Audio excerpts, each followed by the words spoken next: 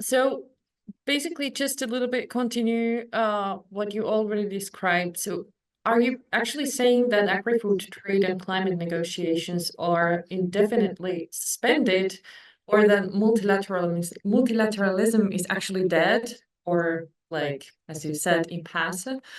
And also, do you see that unilateralism only would bring carbon leakage or such effects? And if you could then also take us a little bit forward, uh, do you see that there would be any novel approach for the climate pioneers, um, without that there would be need to change the existing rules or SDGs? Can you elaborate that very briefly? Yes, I do think that all the old approaches have failed, and that rules changes are not within view for a long time to come. I think most governments have failed to even address the inevitable new questions. This is very serious, because without that we don't negotiate. Which international governance reforms can save the world from grilling on our own barbecues? Which climate commitments and which multilateral trade rules prevent climate-friendly agricultural trade rules from thriving, from even increasing, with new nationalist, populist measures? When we are fiddling on the roof, and when we see that this is no longer an option, yes, we do need novel approaches. So let me let my own cat out of the bag, and that cat is called reciprocity. And the title is Let's Find Greener and Freer Trade for Climate Pioneers. Because whether green or not, many governments start acting at the national level. So do companies, investors, small farmers is more difficult. For whatever reason, and never mind their climate commitments and multilateral and regional trade obligations. But most of these governments and actors are aware of what is called climate leakage. And this leads them to accompany their domestic greening with carbon taxation of their importers. I will not discuss CBAM here unless you want me to. It would take a long time. I personally think it's illegal under WTO, but I'm very happy for the EU that WTO will not get out a ruling for a long time to come.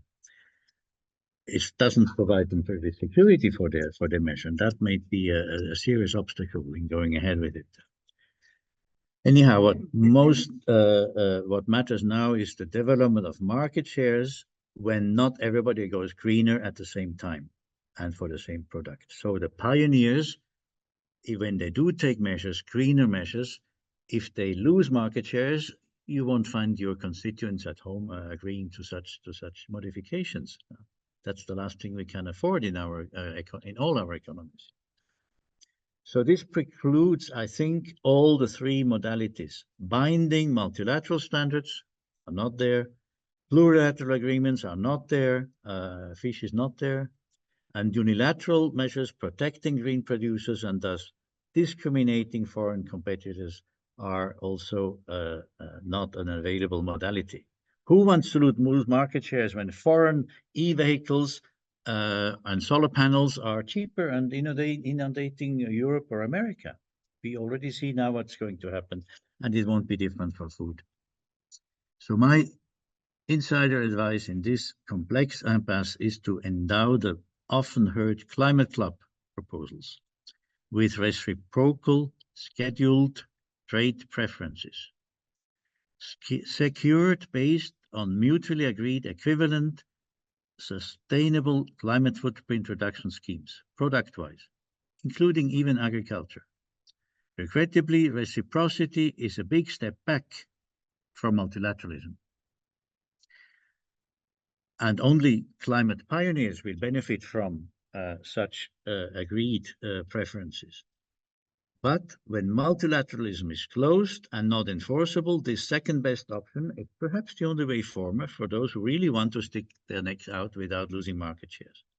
And that's still better fit than fiddling on the roof anyway, or playing the blame game, which so many people like to play. Is that complicated? Yes. but my next book chapter says it all. So stay tuned. Thank you. Thank you, Christian.